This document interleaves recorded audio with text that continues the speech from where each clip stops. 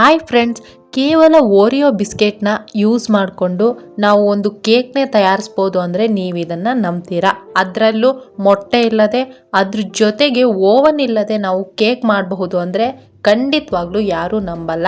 ಆದರೆ ಇವತ್ತು ಹೇಗೆ ಮಾಡೋದು ಅಂತ ನಾನು ನಿಮಗೆ ತೋರಿಸ್ಕೊಡ್ತಾ ಇದ್ದೀನಿ. ಕೇವಲ ನಾಲ್ಕು ಸಾಮಗ್ರಿಗಳನ್ನ ಯೂಸ್ ಮಾಡಿಕೊಂಡು ಓರಿಯೋ ಬಿಸ್ಕೆಟ್ನೇ ಯೂಸ್ ಮಾಡಿಕೊಂಡು ಹೇಗೆ ಡೆಕೋರೇಷನ್ನ ಮಾಡಬಹುದು, ಇದನ್ನ ಸುಂದರವಾಗಿ ಕಾಣೋ ಹಾಗೆ ಮಾಡಬಹುದು ಅಂತ ಇವತ್ತಿನ ವಿಡಿಯೋದಲ್ಲಿ ನೋಡೋಣ. ಬೇಕರಿಯಲ್ಲಿ ಸಿಗೋ ಥರನೇ ಸ್ಪಾಂಜಿ ಕೇಕ್ ಆಗಿ ಈ ವಿಡಿಯೋನ ಪೂರ್ತಿಯಾಗಿ ನೋಡಿ. ನಿಮ್ಗೇನಾದರೂ ನಾ ಮಾಡೋ ವಿಡಿಯೋಗಳು ಇಷ್ಟ ಆಗಿದ್ರೆ, ನಿಮ್ಗೇನಾದ್ರು ಯೂಸ್ ಆಗಿದ್ರೆ ಪ್ಲೀಸ್ ನನ್ನ ಚಾನಲ್ನ ಸಬ್ಸ್ಕ್ರೈಬ್ ಮಾಡಿ, ಹಾಗೆ ಬೆಲ್ ಬಟನ್ನ ಕ್ಲಿಕ್ ಮಾಡಿ. ಫ್ರೆಂಡ್ಸ್, ನಾನು ಫಸ್ಟ್ ಇವಾಗ 2 ಬೌಲ್ನ ತಗೊಂಡಿದ್ದೀನಿ. ಯಾಕೆ ಅಂತ ನೀವು ವಿಡಿಯೋನ ನೋಡಿ ಗೊತ್ತಾಗತ್ತೆ. 10 ರೂಪಾಯಿ ಬಿಸ್ಕೆಟ್ನ ತಗೊಂಡಿದ್ದೀನಿ. 6 ಪ್ಯಾಕ್ ಬಿಸ್ಕೆಟ್ಗಳನ್ನ ತಗೊಂಡಿದ್ದೀನಿ. ಇವಾಗ ಬಿಸ್ಕೆಟ್ ಪ್ಯಾಕ್ನೆಲ್ಲ ಒಡ್ಕೊಂಡು ಕ್ಲೀನ್ ಆಗಿ ಒಂದು ಬೌಲ್ಗೆ ಎಲ್ಲ ಬಿಸ್ಕೆಟ್ಗಳನ್ನ ಹಾಕೊಳ್ತಾ ಇದ್ದೀನಿ. 6 ಪ್ಯಾಕ್ ಬಿಸ್ಕೆಟ್ಗಳನ್ನ ಹಾಕೊಳ್ತಾ ಇದ್ದೀನಿ. ಇವಾಗ ನೋಡಿ ರೆಡಿ ಆಗಿದೆ ನಮ್ಮ ಬಿಸ್ಕೆಟು. ಈ ಬಿಸ್ಕೆಟ್ನ ಇವಾಗ 2 ಓಪನ್ನ ಮಾಡಿಬಿಟ್ಟು ಅದ್ರ ಒಳಗಿರೋ ಕ್ರೀಮ್ನ ಮಾತ್ರ ಇನ್ನೊಂದು ಬೌಲ್ಗೆ ಹಾಕ್ಕೊಳ್ಬೇಕು. ನೋಡಿ, ನೀಟಾಗಿ ನೀವು ಹೀಗೆ ತಕ್ಕೊಂಡ್ರೆ ಈ ಕ್ರೀಮ್ ಕೂಡ ಚೆನ್ನಾಗಿ ಬರುತ್ತೆ. ಅದ್ರ ಜೊತೆಗೆ ನಿಮ್ಗೇನಾದರೂ ಆ ಥರ ಬರಲಿಲ್ಲ ಅಂದರೆ ನೋಡಿ, ಈ ರೀತಿ ಚಾಕುನ ಯೂಸ್ ಮಾಡಿಕೊಂಡು ಈ ರೀತಿ ಎತ್ಕೊಂಡ್ರೆ ನೀಟಾಗಿ ಬರುತ್ತೆ. ಈ ಕ್ರೀಮ್ನ ನೀವು ಮಿಕ್ಸಿಗೆ ಇವಾಗ ಕೇಕ್ ಮಾಡ್ಕೊಳ್ಳೋಕ್ಕೆ ಹಾಕ್ಕೊಳ್ಬೇಡಿ. ನೀವು ಒಂದು ಬೌಲ್ಗೆ, ಎಕ್ಸ್ಟ್ರಾ ಬೌಲ್ಗೆ ಹಾಕ್ಕೊಂಡು ಇಟ್ಕೊಳ್ಳಿ. ಯಾಕೆ ಅಂತ ಮುಂದೆ ನಿಮಗೆ ತೋರಿಸ್ಕೊಡ್ತೀನಿ. ಇವಾಗ ಬಿಸ್ಕೆಟ್ನ ಮಾತ್ರ ಒಂದು ಬೌಲ್ನಲ್ಲಿ ಹಾಕ್ಕೊಂಡಿದ್ದೀವಿ. ನೋಡಿ, ಈ ರೀತಿ ರೆಡಿ ಮಾಡ್ಕೋಬೇಕು. ಇವಾಗ ಒಂದು ಮಿಕ್ಸಿ ಜಾರ್ನ ತಗೊಳ್ತಾ ಇದ್ದೀನಿ. ಅದಕ್ಕೆ ನಾವು ರೆಡಿ ಮಾಡ್ಕೊಂಡಂತಹ ಎಲ್ಲ ಬಿಸ್ಕೆಟ್ಗಳನ್ನ ಹಾಕೊಳ್ತಾ ಇದ್ದೀನಿ. ನಾವಿಲ್ಲಿ ಮೊಟ್ಟೆ ಕೂಡ ಬಳಸ್ತಾ ಇಲ್ಲ, ಹಾಗೇನೆ ಕೇವಲ ಬಿಸ್ಕೆಟ್ನಲ್ಲೇ ಮಾಡ್ತಾ ಇದ್ದೀವಿ. ಎಷ್ಟು ಸ್ಪಾಂಜಿಯಾಗಿ ಬರುತ್ತೆ ಅಂತ ನೀವು ಮುಂದೆ ನೋಡಬಹುದು. ಎಲ್ಲ ಬಿಸ್ಕೆಟ್ಗಳನ್ನ ಹಾಕೊಂಡು ಆದಮೇಲೆ ನೋಡಿ, ಈ ರೀತಿ ಲೋಟದಲ್ಲಿ 1 ಲೋಟ ಹಾಲನ್ನು ಹಾಕ್ಕೊಳ್ತಾ ಇದ್ದೀನಿ. ನಾನು ಇಲ್ಲಿ ಹಾಲನ್ನ ಕಾಯಿಸ್ಕೊಂಡಿಲ್ಲ, ಹಸಿ ಹಾಲನ್ನೇ ಹಾಕೊಳ್ತಾ ಇದ್ದೀನಿ. ಹಾಕೊಂಡು ಇವಾಗ 1 ನಿಮಿಷಗಳ ಕಾಲ ಮಿಕ್ಸಿನ ಮಾಡ್ಕೊಳ್ಬೇಕು. ಮಧ್ಯೆ ಎಲ್ಲೂ ನಿಲ್ಲಿಸಬಾರ್ದು. ಕರೆಕ್ಟಾಗಿ ಅಳತೆ ಇಟ್ಕೊಂಡು 1 ನಿಮಿಷಗಳ ಕಾಲ ಮಿಕ್ಸಿನ ಇದೇ ರೀತಿ ತಿರುಸ್ತಾನೆ ಇರಬೇಕು. 1 ನಿಮಿಷ ಆದಮೇಲೆ ನೋಡಿ ಎಷ್ಟು ನುಣ್ಣಗೆ ಬಂದಿದೆ. ನಾವು ಹಾಕ್ಕೊಂಡಿರುವಂತಹ ಬಿಸ್ಕೆಟು ಅದ್ರ ಜೊತೆಗೆ ಹಾಲಿನ ಪ್ರಮಾಣ ಪರ್ಫೆಕ್ಟಾಗಿ ಆಗಿದೆ ಅಂತ ಅರ್ಥ. ಅಳತೆ ಪರ್ಫೆಕ್ಟಾಗಿ ಇದೆ ಅಂತ ಅರ್ಥ. ಇವಾಗ ಇದನ್ನ ಒಂದು ಬೌಲ್ಗೆ ಹಾಕ್ಕೊಳ್ತಾ ಇದ್ದೀನಿ. ಪೂರ್ತಿಯಾಗಿ ಒಂದು ಬೌಲ್ಗೆ ಹಾಕ್ಕೊಳ್ಳಿ. ಈ ಬೌಲ್ಗೆ ಹಾಕೊಂಡು ಆದಮೇಲೆ ನಾವು ಒಂದು ಈನೋ ಪ್ಯಾಕೆಟ್ನ ಹಾಕ್ಕೊಳ್ತಾ ಇದ್ದೀನಿ. ನೋಡಿ, ಈನೋ ಪ್ಯಾಕೆಟ್ನ ಹಾಕ್ಕೊಳ್ತಾ ಇದ್ದೀನಿ. ನೀವು ಬೇಕಿದ್ರೆ ಸೋಡಾ ಪುಡಿನೂ ಹಾಕ್ಕೊಳ್ಬಹುದು, ಅಂದರೆ ಅಡುಗೆ ಸೋಡಾನೂ ಹಾಕ್ಕೊಳ್ಬಹುದು. ನಾನಿಲ್ಲಿ ಈನೋನ ಹಾಕ್ಕೊಳ್ತಾ ಇದ್ದೀನಿ. ಹಾಕ್ಕೊಂಡು ನೀಟಾಗಿ ಈ ರೀತಿ ಕಲಿಸ್ತಾ ಬಂದ್ರಿ ಅಂದರೆ ನೀವು ಕ್ಲೀನಾಗಿ ನೋಡಿ, ಈನೋ ವರ್ಕ್ ಆಗ್ತಾ ಇದೆ, ಅಲ್ಲಿ ನೊರೆ ಬರ್ತಾ ಇದೆ. ಈ ರೀತಿನೇ ತಿರ್ಸ್ಬೇಕು. 1 ನಿಮಿಷಗಳ ಕಾಲ ಚೆನ್ನಾಗಿ ಈ ರೀತಿನೇ ತಿರ್ಸ್ತಾ ಇದ್ರಿ ಅಂದರೆ ನೀವು ಈನೋ ಮತ್ತೆ ನಾವು ಮಾಡ್ಕೊಂಡಂತಹ ಬಿಸ್ಕೆಟ್ನ ಮಿಕ್ಸ್ಚರ್ 2 ಕರೆಕ್ಟಾಗಿ ಹೊಂದ್ಕೋಬೇಕು. ಅಲ್ಲಿವರೆಗೂ ನೀವು ಈ ರೀತಿ ಮಿಕ್ಸ್ನ ಮಾಡಿಕೊಂಡ್ರೆ ಸಾಕಾಗತ್ತೆ. ಇವಾಗ 10 ನಿಮಿಷಗಳ ಕಾಲ ಸೈಡ್ಗೆ ಇಟ್ಕೊಳ್ಳಿ. ಇವಾಗ ನಾವು ಇಲ್ಲಿ ಕೇಕ್ನ ಮೌಲ್ಡ್ನ ರೆಡಿ ಮಾಡ್ಕೊಳ್ಳೋಣ. ಅಥವಾ ನೀವು ಒಂದು ಸ್ಟೀಲ್ ಬಾಕ್ಸ್ನು ಕೂಡ ತಗೊಳ್ಬಹುದು. ತಗೊಂಡು ಈ ರೀತಿ ನೀಟಾಗಿ ಎಣ್ಣೆಯನ್ನು ಸುತ್ತಲೂ ಹಚ್ಕೊಳ್ಳಿ. ಎಣ್ಣೆ ಹಚ್ಚಿ ಆದಮೇಲೆ ನೀವು ಬೇಕಿದ್ರೆ ಮೈದಾ ಹಿಟ್ಟನ್ನ ಕ್ಲೀನಾಗಿ ಸವರಿದ್ರಿ ಪರ್ಫೆಕ್ಟಾಗಿ ಬರುತ್ತೆ. ಅದ್ರ ಜೊತೆಗೆ ನೀವು ಬಟರ್ ಪೇಪರ್ ಇದ್ದರೆ ಬಟರ್ ಪೇಪರ್ನು ಕೆಳಗೆ ಹಾಕ್ಕೊಳ್ಬಹುದು. ಹಾಕ್ಕೊಂಡು ಆದಮೇಲೆ ನಾವಿಲ್ಲಿ ಇಟ್ಕೊಂಡಂಥ 10 ನಿಮಿಷಗಳ ಕಾಲ ರೆಸ್ಟ್ಗೆ ಇಟ್ಟಿದ್ವಲ್ಲ, ಆ ಎಲ್ಲ ಮಿಕ್ಸ್ಚರ್ನ ನೀಟಾಗಿ ಈ ಮೌಲ್ಡ್ಗೆ ಹಾಕ್ಕೊಳ್ತಾ ಇದ್ದೀನಿ. ನೋಡಿ, ಹಾಕ್ಕೊಂಡು ಆದಮೇಲೆ ಈ ರೀತಿ 1-2-3 ಸಲ ಕುಟ್ಟಬೇಕು. ಆವಾಗ ಒಳಗಿರೋ ಗಾಳಿ ಎಲ್ಲ ಹೊರಗಡೆ ಹೋಗುತ್ತೆ. ಆವಾಗ ಪರ್ಫೆಕ್ಟಾಗಿ ಆಗುತ್ತೆ. ನೀವು ಒಂದು ಕುಕ್ಕರ್ನ ತಗೊಳ್ಳಿ. ಕುಕ್ಕರ್ನ ತಗೊಂಡು ಅದರೊಳಗೆ ಇರ್ಕೆ ಅಥವಾ ಸ್ಟ್ಯಾಂಡ್ನ ಇಟ್ಟು 5 ನಿಮಿಷಗಳ ಕಾಲ ಫ್ರೀ ಹೀಟ್ನ ಮಾಡ್ಕೊಳ್ಬೇಕು.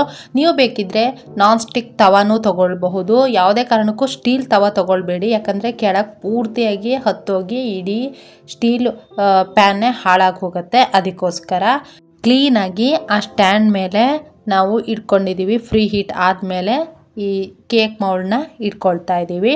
ಇಟ್ಕೊಂಡು ಮುಚ್ಚಳವನ್ನು ಮುಚ್ಚಿ ಲಾಕ್ ಮಾಡಬೇಡಿ, ಹಾಗೆ ಮುಚ್ಚಳವನ್ನು ಮುಚ್ಚಬೇಕು. ಅದ್ರ ಜೊತೆಗೆ ಮೇಲಿರೋ ವಿಷಲ್ನು ನೀವು ತೆಗಿಬೇಕು. 30ರಿಂದ 40 ನಿಮಿಷಗಳ ಕಾಲ ನೀವು ಹೀಗೇನೆ ಬೇಯಿಸ್ಕೊಳ್ಬೇಕು ಸಣ್ಣ ಉರಿಯಲ್ಲಿ. ನೋಡಿ ಇವಾಗ ಬೇಯಿಸ್ಕೊಂಡಾದ್ಮೇಲೆ ಪರ್ಫೆಕ್ಟಾಗಿ ಹೇಗೆ ಬೆಂದಿದೆ ಅಂತ ನೀವು ಚೆಕ್ ಮಾಡಬಹುದು. ನಾನಿಲ್ಲಿ ಒಂದು ಫೋರ್ಕ್ ಅಥವಾ ನೀವು ಯಾವುದಾದ್ರೂ ಒಂದು ಕಡ್ಡಿನ ತಗೊಂಡು ಈ ರೀತಿ ನೀಟಾಗಿ ಚುಚ್ಚಿದಾಗ ಇದು ನೀಟಾಗಿ ಬಂತು ಅಂದರೆ ಏನು ಅಂಟ್ಕೊಂಡಿಲ್ಲ ಅಂದರೆ ನಮ್ಮ ಕೇಕ್ ಪರ್ಫೆಕ್ಟಾಗಿ ಬೆಂದಿದೆ ಅಂತ ಅರ್ಥ. ಇವಾಗ ಆ ಕೇಕ್ನ ತಕ್ಕೊಂಡ್ಬಿಟ್ಟು ನೋಡಿ ಕ್ಲೀನಾಗಿ ಸುತ್ತಲೂ ಇವಾಗ ಚಾಕುನ ಸಹಾಯದಿಂದ ಬಿಡಿಸ್ಕೊಳ್ಬೇಕು. ನೋಡಿ ನಿಧಾನವಾಗಿ ಬಿಡಿಸ್ಕೊಂಡು ನಾನು ಇದನ್ನ ತೆಗಿತಾ ಇದ್ದೀನಿ. ನೀವು ಕೆಳಗೂ ಕೂಡ ನೀವು ಬಟರ್ ಪೇಪರು ಅಥವಾ ಹಿಟ್ಟನ್ನ ಹಾಕೊಂಡ್ರಿ ಅಂದರೆ ತುಂಬ ಈಸಿಯಾಗಿ ತೆಗಿಬೋದು. ಇವಾಗ ಇದನ್ನ ತೆಗಿಬೇಕಾದ್ರೆ ನಿಮ್ಮ ಹತ್ರ ಏನೂ ಇಲ್ಲ ಅಂದರೆ ಈ ರೀತಿ ತರಕಾರಿ ಕಟ್ ಮಾಡೋ ತುಂಡನ್ನು ಇಟ್ಕೊಂಡು ನೀವು ನೀಟಾಗಿ ತೆಗಿಬೋದು. ನೋಡಿ ಸ್ವಲ್ಪನಾದರೂ ಹತ್ತು ಹೋಗಿಲ್ಲ, ಏನೂ ಆಗಿಲ್ಲ. ಕರೆಕ್ಟಾಗಿ ನೀವು 30ರಿಂದ 35 ನಿಮಿಷಗಳ ಕಾಲ ಮೀಡಿಯಂ ಫ್ಲೇಮ್ನಲ್ಲಿ ಬೇಯಿಸಿದ್ರಿ ಅಂದರೆ ಈ ರೀತಿ ಪರ್ಫೆಕ್ಟಾಗಿ ಬರುತ್ತೆ. ನಂತರ ಸ್ಟೆಪ್ಪು ನಾವು ಸಕ್ಕರೆ ನೀರನ್ನು ರೆಡಿ ಮಾಡ್ಕೊಡೋಣ. ನಾನಿಲ್ಲಿ ಒಂದು ಬೌಲ್ ಸಣ್ಣ ಬೌಲ್ನಲ್ಲಿ ಸಕ್ಕರೆಯನ್ನು ತೊಗೊಂಡಿದ್ದೀನಿ. 2ರಿಂದ 3 ಚಮಚ ತೊಗೊಂಡ್ರೆ ಸಾಕಾಗತ್ತೆ. ಅದಕ್ಕೆ ಬಿಸಿ ನೀರನ್ನು ಹಾಕ್ಕೊಳ್ತಾ ಇದ್ದೀನಿ. ಅದ್ರ ಒಂದು ಬೌಲ್ ಹಾಕ್ಕೊಂಡ್ರೆ ಡಬಲ್ ಬೌಲ್ ನೀವು ನೀರನ್ನು ಹಾಕ್ಕೊಳ್ಳಿ, ಸ್ವಲ್ಪ ಸಾಕಾಗತ್ತೆ. ನೋಡಿ ಈ ರೀತಿ ಕರಗಿಸಿ ಚೆನ್ನಾಗಿ ಇಟ್ಕೊಳ್ಳಿ. ನೆಕ್ಸ್ಟ್ ಇವಾಗ ನಾವು ಇಟ್ಕೊಂಡಂತಹ ಕ್ರೀಮು ಬಿಸ್ಕೆಟ್ನಲ್ಲಿ ತಕ್ಕೊಂಡಿದ್ವಲ್ಲ ಕ್ರೀಮು, ಅದಕ್ಕೆ ಒಂದು 1/4 ಲೋಟದಷ್ಟು ಹಾಲನ್ನ ಹಾಕ್ಕೊಂಡ್ರೆ ಸಾಕಾಗತ್ತೆ. ಹಾಕ್ಕೊಂಡು ಚೆನ್ನಾಗಿ ಮಿಕ್ಸ್ನ ಮಾಡ್ಕೊಳ್ಳಿ. ನೋಡಿ ಆ ಕ್ರೀಮೆಲ್ಲ ನೀಟಾಗಿ ಕರಗಬೇಕು.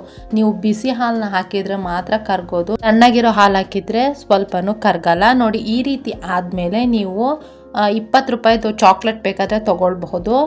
ಆ ಡೈರಿ ಮಿಲ್ಕ್ ಚಾಕ್ಲೇಟ್ನ ಅದಕ್ಕೆ ಹಾಕಿಬಿಟ್ಟು 2 ನಿಮಿಷಗಳ ಕಾಲ ಮೀಡಿಯಂ ಫ್ಲೇಮ್ನಲ್ಲಿ ಚೆನ್ನಾಗಿ ಕುದಿಸ್ದಾಗ ನಮಗೆ ಈ ರೀತಿ ಮಿಕ್ಸ್ಚರು ರೆಡಿ ಆಗುತ್ತೆ.